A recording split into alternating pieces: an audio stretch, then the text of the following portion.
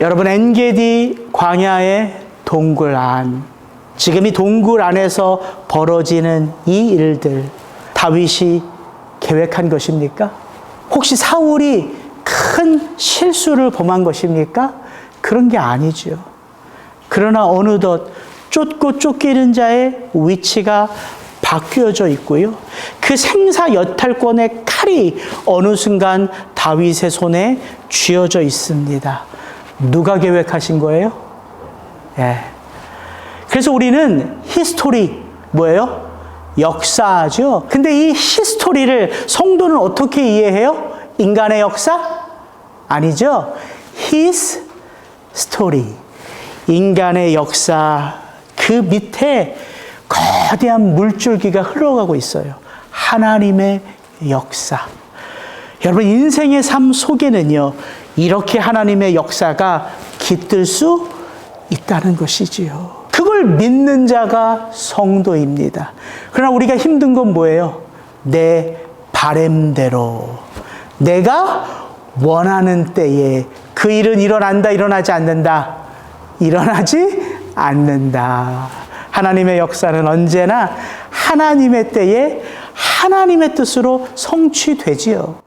그래서 우리가 성도라는 이름으로 살아가도 때때로 섭섭한 거 아닙니까? 그 하나님의 역사를 체험하면서. 여기서 질문 하나. 지금 이 동굴 안에서 그 누구보다 사울의 목숨을 취하고 싶은 사람은 누구일까요? 다윗이죠. 두 번, 세 번 생각할 거 없습니다. 그 누구보다 사울의 목숨을 취하고 싶은 사람은 다윗이에요. 그가 받았던 수모, 그가 그 고난의 골짜기를 지나왔던 그 시간들 생각하면 생각할수록 다윗 그 자신이 사울의 목숨 취하고 싶다고요. 그 주변 동료들의 충고 들을 필요도 없습니다. 그런데 다윗은 그 칼을 뽑아서 사울의 목숨을 내리친 게 아니지요. 다윗은 상황에 따라 행동하지 않았습니다. 자기 마음에서 솟구치는 감정에 따라서 행동하지도 않았습니다. 사람들의 부추기는 말에 따라서도 행동하지 않았습니다. 또다시 질문 하나. 그러면 지금 이 순간 다윗의 마음을 주장하고 계신 분은 누구예요? 성령 하나님이시죠. 바로 이 한 문장이 우리에게 말하지 않습니까? 사울의 옷자락 뱀으로 말미암아 다윗의 마음이 찔려. 다윗이 이 엔게디 광야 동굴 안에서 행했던 이 단순한 행동 하나, 그것은 한 사람의 그냥 옷자락을 팬 것뿐입니다. 그러나 이 단순한 행동 속에는요, 우리 인생의 이야기가 녹아져 있어요. 왜냐? 성령 하나님께서 이 다윗의 인격을 빚어가실 때 어느 순간 갑자기 빚어가는 게 아니기 때문입니다. 우리가 예수 믿으면 우리 인격이 거대한 그 수준에 올라갑니까? 자, 맨날 설교하잖아요. 주일 때마다 얼마나 욱욱하는지. 그렇지 않거든요. 성령의 능력이 없어서 그렇습니까? 아니요. 성령 하나님은 이 다윗에게 역사하심과 동일하게 오늘도 우리 한 사람 한 사람 가운데 역사하십니다. 그 능력은 변하지 않았어요. 그런데 뭐가 문제예요? 여전히 예수를 믿어도 여전히 그 성령의 음성에 순종하지 않는 우리의 강팍함이 문제예요. 성령 하나님은 그래서 끊임없이 우리의 인생 가운데 간섭하시고 함께 하신다고요. 그렇게 함께 지나가는 그 긴 여정, 그것을 성경은 광야라고 말하는 거예요. 그 광야를 지나가면 어느덧 강팍했던 우리의 마음이 깎이고 깎여 그 성령 하나님의 말씀 앞에 민감하게 반응하고 순종하는 삶으로 잉태되기 때문이에요. 그래서 다윗이 한 사람의 옷자락 하나를 벤 이 행동으로 말미암아 또다시 파급되는 역사가 있는 거예요. 오늘 사무엘상 24장 앞에서 우리가 받는 도전은 성령께서 이렇게 존귀하게 성령의 사람을 빚어내심과 같이 그 성령의 사람이 행한 그 행동 하나로 말미암아 또 다른 사람들의 삶 속에 하나님의 역사가 일어나기 시작한다는 것이죠. 그 이야기를 오늘 잠시나마 여러분과 함께 나누기를 원합니다. 우리 5절부터 7절 같이 한번 읽습니다. 그리한 후에 사울의 옷자락 뱀으로 말미암아 다윗의 마음이 찔려 자기 사람들에게 이르되 내가 손을 들어 여호와의 기름 부음을 받은 내 주를 치는 것은 여호와께서 금하시는 것이니 그는 여호와의 기름 부음을 받은 자가 됨이니라 하고 다윗이 이 말로 자기 사람들을 금하여 사울을 해하지 못하게 하니라. 여러분, 성령의 사람은 자연스럽게 함께의 삶을 살아가게 돼요. 그러니까 성령의 사람은요, 이 악한 세상 나만 바르게 살면 된다. 이 어두운 세상 나만 믿음으로 살면 된다. 그런 마음을 품고 올곧게 하나님의 말씀을 따라 그 믿음의 한 걸음 한 걸음을 걷는 것도 귀할까요? 귀하지 않을까요? 귀하죠. 그런 사람이 드문 게 이 시대 교회의 모습 아닙니까? 그 모습도 귀하고 복된 거예요. 근데 오늘 다윗의 모습이 우리에게 주는 도전은, 다윗은 사울의 옷자락 뱀으로 말미암아 성령의 깊은 감동을 받아 그 마음이 찔려왔습니다. 그리고 다윗이 조용히 동굴 구석으로 가서 하나님 앞에 엎드렸어요? 그러지 않았다는 거예요. 오늘 다윗의 모습을 보니까 성령의 깊은 감동이 다윗의 발걸음을 어디로 옮겼는지를 보면 성령께서 감동하신 이유를 알게 돼요. 그는 하나님 앞에 홀로 나가 엎드리지 않았습니다.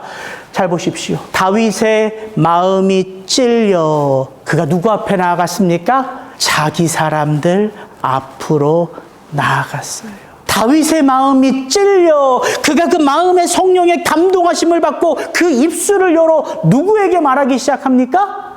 자기 사람들에게 말하기 시작해요. 여러분, 이게 성령의 사람이에요. 성령의 사람은요, 자기의 주변을 돌아볼 수 있는 긍휼의 마음을 얻은 자예요. 나 혼자 거두면 된다. 귀하지만 그 모습으로 멈추지 않는다고요. 나 하나 반듯하게 살면 된다. 그러면 그 한 사람만 구원받지요. 하나님이 우리를 이 땅 가운데서 구원하신 목적이 무엇입니까? 너 하나 반듯하게 살아서 내가 너 하나 보기를 원한다. 그거예요? 아니요. 너희는 세상의 빛이라. 너희는 세상의 소금이라.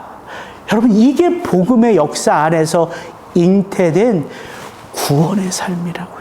그래서 다윗은 그 성령의 마음을 가지고 자기 부하들 앞에 섰을 뿐만 아니라 점점 24장을 읽어가면 사울이 동굴 밖으로 나아가잖아요. 사울은 아무것도 몰라요. 근데 어떻게 알아요? 자기 옷자락이 베어진 게. 누가 사울을 불러 세우죠? 다윗입니다. 8절. 그 후에 다윗도 일어나 굴에서 나가 사울의 뒤에서 위쳐 이르되 내 주 왕이여 하매 사울이 돌아보는지라. 비로소 다윗이 사울에게 이르되 보소서 왕이여. 지금까지 다윗 사울이 두려워서 피한 거 아닙니까? 지금까지 다윗 사울과 내가 이 600명을 가지고 싸울 수 없는 대상이기 때문에 도망다니고 있는 거 아닙니까? 그런데 지금 다윗은 그 동굴 밖으로 나아가는 사울을 불러 세워 멈춰요. 그리고 말하기 시작합니다. 갑자기 다윗이 용기가 샘솟아서요? 아니요. 다윗의 이 마음을 지금 누가 주장하고 계시기에? 성령 하나님이. 여러분, 그래서 삶의 변화는 우리 말의 능력에 있지 않아요. 사도 바울이 말하거든요. 내가 고린도에 가서 복음을 전할 때 사람의 지혜 있는 말로 하지 아니하고 두렵고 떨림이 내 안에 있지만 내가 누구를 의지하여 너희 가운데 예수를 전한다. 성령의 함께하심의 권능의 능력으로. 여러분, 이게 성령의 사람이에요.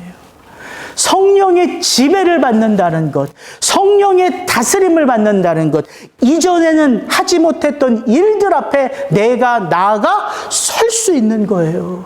이전에는 사울 쳐다도 보지 못했어요. 두려워서. 그러나 지금도 다윗의 마음에 두려움은 있겠지요. 그러나 그는 나가서 담대하게 사울을 불러 세웠다고요. 그리고 나서 우리가 볼 수 있는 게 뭐냐면, 다윗이 자기 부하들을 설득하는 말, 다윗이 사울에게 진정하고 싶은 말의 핵심이 무엇인지 우리가 알 수 있습니다. 6절, 이게 핵심이에요. 내가 손을 들어 여호와의 기름 부음을 받은 내 주를 치는 것은 여호와께서 금하시는 것이니 그는 여호와의 기름 부음을 받는 자가 됨이니라. 다윗이 이렇게 자기 부하들에게 말하고 그들의 손길을 멈추어 세웠습니다. 그리고 10절, 이게 사울에게 말한 다윗의 요점이에요. 요건 같이 한번 읽습니다. 오늘 여호와께서 굴에서 왕을 내 손에 넘기신 것을 왕이 아셨을 것이니이다. 어떤 사람이 나를 권하여 왕을 죽이라 하였으나 내가 왕을 아껴 말하기를 나는 내 손을 들어 내 주를 해하지 아니하리니 그는 당신은 여호와의 기름 부음을 받은 자이기 때문이라 하였나이다. 다윗은 자기 부하들에게도 사울 왕에게도 지금 내가 사울이라는 이 한 왕을 어떻게 여기고 있는지를 알리고 싶은 거예요. 아니, 이 두 문장을 보면 그렇잖아요. 근데 사실 중요한 건 내가 사울을 어떻게 생각하느냐가 아니죠. 다윗이 진짜 말하고 싶고 다윗이 진짜 알려주고 싶은 건 내 생각, 내 감정, 내 행동의 이유가 아니에요. 누구고 무엇이고 누구의 마음을 전하고 싶은 거예요? 나양 집사님 아프셔도 그 정신은 살아있네요. 여호와 하나님이에요.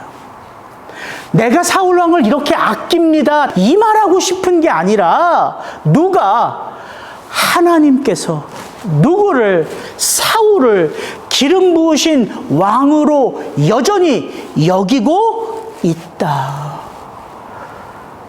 이게 성령의 사람이라고요.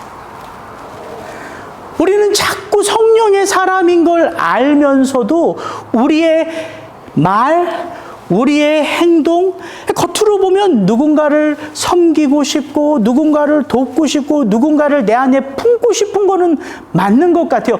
근데 그 이야기를 가만히 이렇게 곰곰이 생각해 보면 결국 드러나는 건 하나님이 아니라 누구이기 쉬워요?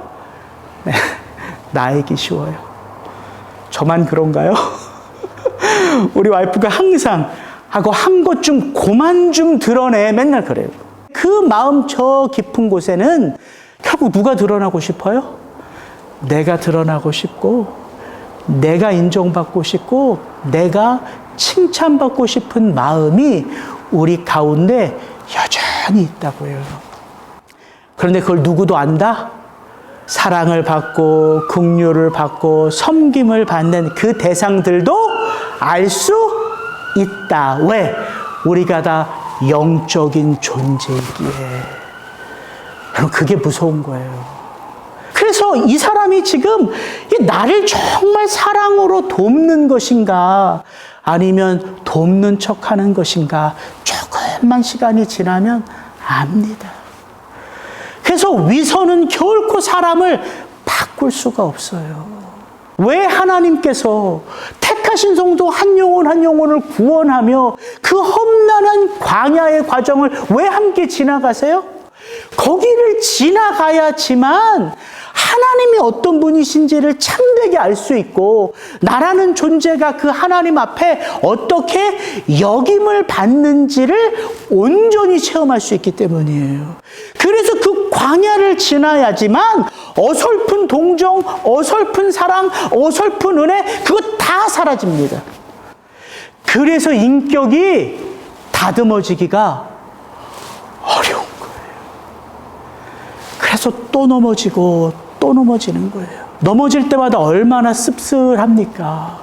여전히 이 모습이 내게 있다는 것이. 근데 그게 돌아보면 은혜더라고요. 왜? 여전히 하나님이 나와 함께 하셔서 깎여야 될 게 누구에게 있다? 나에게 있음을 하나님이 끊임없이 알게 하시니까요.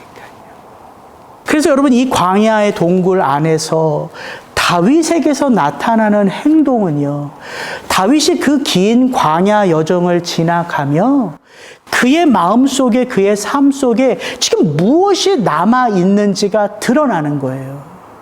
다윗 안에 쓴뿌리가 없겠습니까? 있겠지요. 그 고난의 광야를 지나가며 다윗 안에 쓴뿌리가 남아있을 거라고요. 그런데 참 신기하게도 쓴뿌리만 남은 게 아니더라고요. 다윗 안에 그 누구에게도 하소연할 수 없는 억울함이 있어요. 다윗이 지금 누구에게 잘못해서 사울에게 이렇게 평생 쫓깁니까? 다윗이 한 게 뭐예요? 블레셋으로부터 이스라엘을 구원한 거 아닙니까? 거기서부터 이야기는 시작된 거 아니에요. 사울이 죽인 자는 천천히요, 다윗은 만만히로다. 다윗 안에 억울함의 마음이 왜 없겠어요? 그러나 그 긴 광야를 지나면서 억울함만 남아있는 게 아니더란 말이지요. 그 쓴뿌리, 그 억울함, 그 눈물, 그 아픔, 그러나 이 모든 것들을 아우르는 성령의 권능이 지금 다윗 안에서 역사하고 있어요. 여러분, 이게 광야예요. 그래서 우리가 그 광야를 지나면 인생이 무엇인지를 배우게 된다고요. 많이 가져서 행복하다? 아니요. 다 잃어서 불행하다?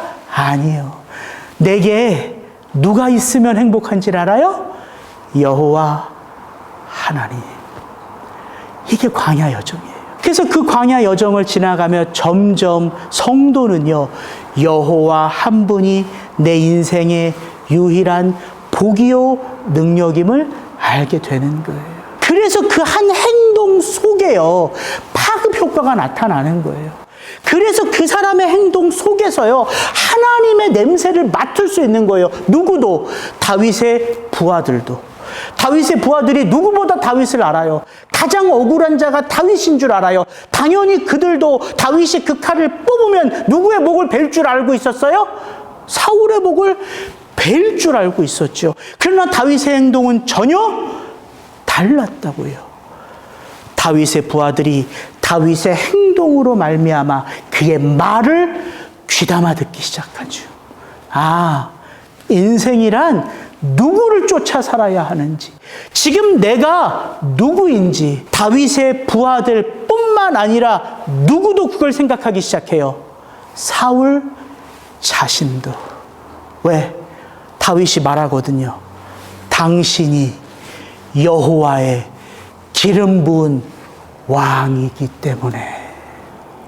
사울이 그 절대절명의 순간이 바로 조금 전 자기의 인생 가운데 지나갔음을 돌아보기 시작해요. 모든 억울한 자들이 원수를 만나면 그 원수를 죽이는 게 마땅한데, 다윗, 네가 나를 선대하는구나. 사울이 비로소 자기 자신을 돌아보기 시작한다고요.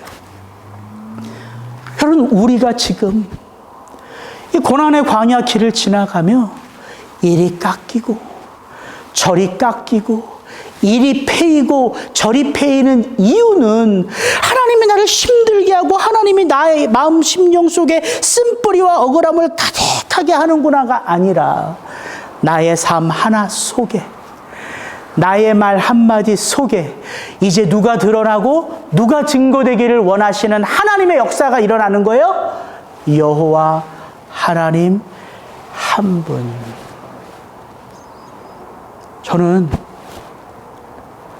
저도 그렇게 나이 들어 가기를 소망하고요. 저보다 한평생 더 사신 우리 성도님들도 점점 더 우리 성도님들의 한마디 한마디 속에서 내가, 여러분의 자녀들이 하나님의 자취를 맡을 수 있기를 소망합니다. 여러분, 우리가 인생을 한참 살았을 때 우리의 자녀들이 우리를 돌아볼 때에 우리 할아버지 돈 많이 버셨던 사람이다. 이거 기억하면 무슨 덕이 있겠어요? 우리 할머니 주식 투자만큼은 최고였다. 이거 기억하면 뭐가 중요하겠냐고요. 우리 아빠 맨날 단에 올라가서는 예수 예수 하는데 집에서는 예수라는 소리는 난 단 한 번도 못 들어봤고, 야 이놈의 새끼야 욕밖에 못 들었다. 이거 기억하는 게 뭐가 중요하냐고요. 우리의 한평생 이 인생 마칠 때에 우리의 자녀들이, 우리의 손주 손녀들이 우리 할아버지 늘 나 위해서 기도해 주셨어. 우리 할머니 나만 보면 머리를 쓰다듬으며 너는 예수처럼 살아라 예수 말씀하셨어. 우리 아빠 실수도 많고 못한 것도 많은데 성도들 이야기만 나오면 그렇게 눈물 흘리며 기도했어. 여러분, 이게 우리의 삶의 의미 아닙니까? 이게 우리의 삶의 목적 아닙니까? 하나님은 오늘도 그렇게 다윗 그 한 영혼을 성령의 사람으로 빚어내신 것처럼 저와 여러분의 삶을 빚어가고 계신다는 사실이에요. 이게 오늘 사무엘상 24장 앞에서 우리가 받는 도전입니다. 오늘 말씀 좀 길지만 8절부터 15절 여러분 읽어보셨죠? 네, 그러니까 제가 자신 있게 설교합니다. 8절부터 15절까지 사울을 멈춰선 다윗의 모습을 보니까 다윗의 모습 속에 주눅 들어 있는 모습이 안 보여요. 그렇게 사울이 두려웠을 법한 다윗이었는데 내 주 왕이여 외치는 사울 앞에서, 그리고 그의 한마디 한마디 속에서, 그의 행동 속에서 주눅이라고는 다 사라진 것 같아요. 당당합니다. 왜요? 성령의 사람은 그 행동이 성령님께 인침받은 행동이기 때문에 그래요. 그 자체가 거룩한 삶이에요. 하나님의 마음을 드러내는 삶이에요. 주눅들 이유가 하나도 없지요. 만약 다윗이요 그냥 순간적으로 사울을 그냥 용서한 것이라면, 그를 그냥 베야 되는데 베지를 못했어요. 왜? 동굴 밖에 누가 있을까요? 3,000명의 사울의 군사들이 있어요. 다윗이 사울을 죽였어요. 다윗이 나가서 사울의 목을 들었어요. 그럼 과연 그 사울의 군사들이 다윗 인정할까요? 인정하지 못할까요? 그건 모르는 일이죠. 다윗이 그런 생각으로 만약에 사울을 뵌 게 아니라면, 그냥 순간적인 감동으로, 순간적인 동정으로 사울을 뵌 게 아니라면 이 이후에 다윗은 땅을 치고 후회했을 거라고요. 여러분, 값싼 동정이 그런 거예요. 내 힘으로 뭔가 동정을 베풀고 내 힘으로 뭔가 섬김을 하면요, 어느 순간 우리는 상처받아요.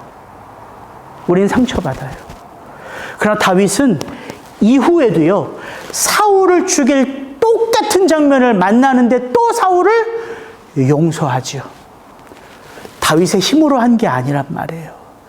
다윗의 동정으로 한 게 아니란 말이에요. 다윗이 성령의 인도함을 받아 한 거예요.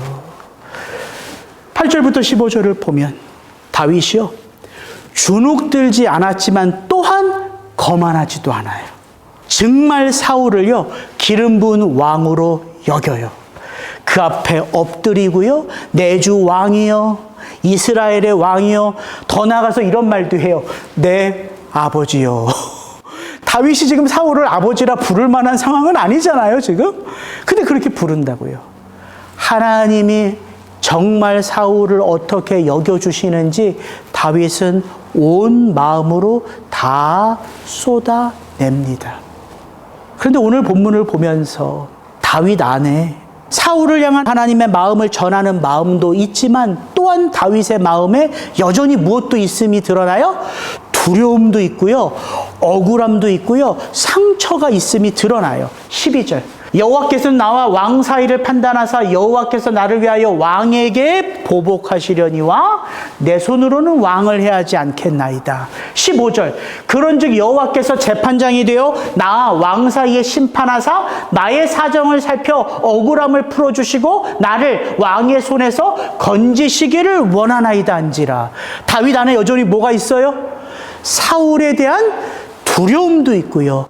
다윗 안에는 여전히 뭐가 있어요? 사울에 대한 억울함도 있어요. 그러니까 다윗은 지금 나 혼자 깨끗하게 하나님의 인도함을 따라 사울을 용서했다. 용서한 게 끝이 아니라는 거예요.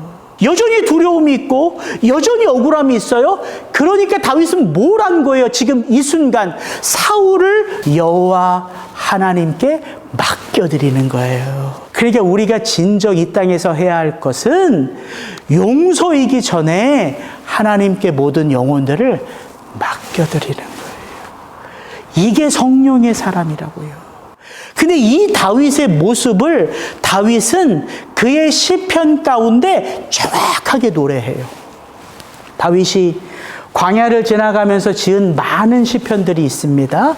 그 중에 시편 16편을 보면요. 다윗이 이 광야를 지나가면서 어떠한 사람으로 잉태되었는지가 정확하게 묘사돼요. 우리 1절부터 3절 같이 한번 읽습니다. 하나님이여 나를 지켜주소서. 내가 주께 피하나이다. 내가 여호와께 아뢰되 주는 나의 주님이시오니 주밖에는 나의 복이 없다 하였나이다.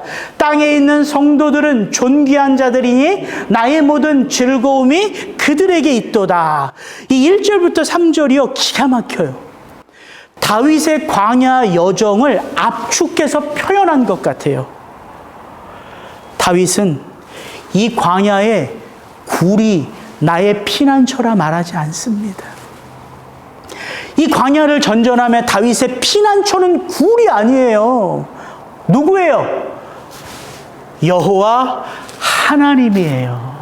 하나님이여 나를 지켜주소서. 내가 주께 피하나이다. 오직 주만이 나의 피난처요 주만이 나의 산성이요 주만이 나의 거할 바위이십니다. 이거 체험하는 게 광야라고요.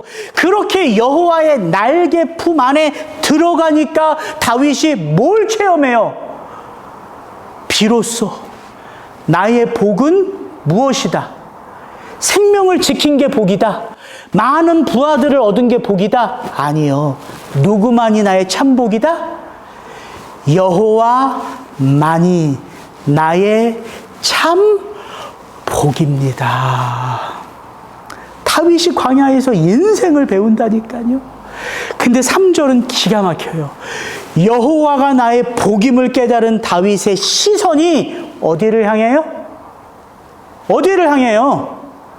하늘이에요? 땅이에요? 땅이에요. 여호와가 나의 참 복이니까 나는 독야청청 여호와만 따라가겠습니다가 아니라 그 참 복이 나의 삶 가운데 즐겁게 펼쳐지는 것은 내 시선이 누구를 향할 때? 여호와께서 내게 붙여주신 하나님의 사람들과 함께 할 때, 그게 비록 원수일지라도. 여러분, 이게 광야입니다. 저와 여러분도 그렇게 빚어지면 얼마나 좋을까요? 우리가 인생을 이 세상 가운데 혼자 살면요, 조금 돈 못 벌어도, 조금 굳은 일 당하고 어려운 일 당해도 인내하며 참을 수 있을 것 같아요. 근데 세상 홀로 살지 않죠? 함께 더불어 살아가요. 이번 달 은행 잔고가 점점 바닥을 찍어가는데 아무것도 모르는 애들은 무조건 엄마 출장만 가면 치폴레를 시켜달래요. 맥도날드를 시켜달래요. 오늘 제가 이렇게 설교할 건 아니네요. 도어디시에 걸려있는 크레딧 카드가 제게 아니라 사실 아내 거거든요. 그래서 사실 저는 그냥 전화만 걸어서 시켜주면 되긴 돼요. 그러나 제가 그걸 시켜주면서도 애들한테 말하고 싶은 건, 야, 너희들 돈에 개념을 알아야 돼. 엄마가 얼마나 수고한지를 알아야 돼. 이게 우리의 마음이고요. 인생 홀로 살면 좀 견딜 것 같은데 눈만 뜨면 내 주변에 함께 했던 사람들의 모습이 비춰져요. 함께 더불어 공동체를 이루었던 청년들이, 함께 더불어 신학교에서 공부했던 목사님들이, 여러분 인터넷 켜기만 하면 그 사람들이 지금 어떻게 사는지가 다 비춰준다고요. 아니 TV에 제가 가르쳤던 청년이 나오네? 그리고 제가 함께 공부했던 목사님들이 나오기 시작하는 거예요. 하루는 제가 산책을 하면서 기도를 하는데 왠지 나는 멈춰져 있는 것 같은 거예요. 그 오래전에 함께했던 공동체의 청년들은 지금은 교수가 되고 회사의 이사가 되고 함께했던 목사님들은 담임 목사가 되고, 이런 얘기 하도 많이 해서 이제 하지 말라고 아내가 하는데 그렇게 제가 상처받지 않아요. 그냥 기도하면서 하나님 여전히 나 삶 가운데 함께 하시겠지 하면서 제 기도가 이렇게 나왔어요. 그런데 형우가 네가 되고 싶은 것이 되고 네가 가고 싶은 곳에 가면 하나님은 너를 축복하시는 하나님이니? 이 질문이 기도하는데 제 안에 들어오더라고요. 맞습니까? 제가 꿈꾸는 목회를 하면, 제가 매스컴에 더 많이 알려지면, 여러분이 더 많이 돈을 벌면, 여러분이 주식 투자를 해서 3배, 4배, 5배 점점 주식 어카운트가 늘어나면, 그러면 하나님의 복받은 인생입니까? 당연히 그게 아니잖아요. 복은 뭐냐면요, 하나님이 원하시는 자리에 있는 게 복이고요, 하나님이 하라시는 일에 기쁨으로 하는 게 복이라고요. 그때 제가 알았어요. 여전히 나는 부족하구나. 지금 있는 이 자리가 하나님이 맡겨주신 자리요. 지금 내가 리스트하며 기도하는 이 성도님들이 내게 허락된 하나님의 사람들임을 품는 게 그게 복인데, 복을 누리며 살면서도 한숨 짓는 내 모습이 여전히 부끄럽더라고요. 다시 돌아봐야 되겠구나. 그러면서 제가 키 하나를 말씀드리며 오늘 설교를 마칠게요. 이런 다윗의 시편 16편이 이렇게 이어집니다. 7절부터 같이 한번 읽어봅니다. 나를 훈계하신 여호와를 송축할지라. 밤마다 내 양심이 나를 교훈하도다. 내가 여호와를 항상 내 앞에 모시며 그가 나의 오른쪽에 계심으로 내가 흔들리지 아니하리로다. 다윗의 인생 가운데 키가 나와요. 왜 다윗이 주눅들지 않고, 왜 다윗이 두려움이 있지만 두려워하지 않고, 왜 다윗이 억울함이 있지만 억울해하지 않는지 키가 여기에 있습니다. 다윗은 여호와를 항상 어디에 모신다고요? 내 앞에 모심이요. 우리 장로님이 늘, 여러분 문자 받으시죠? 제일 잘 쓰는 표현이 뭐예요? 코람데오 아닙니까? 코람데오. 여호와를 항상 내 앞에 모심이요. 코람데오예요. 이게 다윗의 삶의 능력입니다. 그가 여호와를 항상 앞에 두고 살아요. 그렇게 불안하고 두려워 떨어도 내 앞에 있는 사울 앞에 누가 있어요? 누가 함께해요? 여호와 하나님. 골리앗 앞에 누가 있어요? 여호와 하나님. 내 부하들 앞에 누가 있어요? 여호와 하나님. 두렵지만 두려워할 이유가 없지요. 억울하지만 어려워할 이유가 없지요. 그게 다윗의 인생의 능력이라고요. 내가 여호와를 항상 내 앞에 모심이요. 하나님이 그런 다윗을 어떻게 여겨요? 다윗보다, 다윗이 자기 영혼을 사랑하는 것보다 하나님이 우리 인생 하나를 빚어가시는 그 사랑이 더 커요. 여호와를 항상 내 앞에 모시겠다 고백하는 다윗에게 하나님은 말씀하십니다. 내가 의로운 오른손으로 너를 붙들리라. 요동하지 않는 인생의 비결은 하나님이 우리를 견고하게 붙드시기 때문입니다. 같이 기도하겠습니다.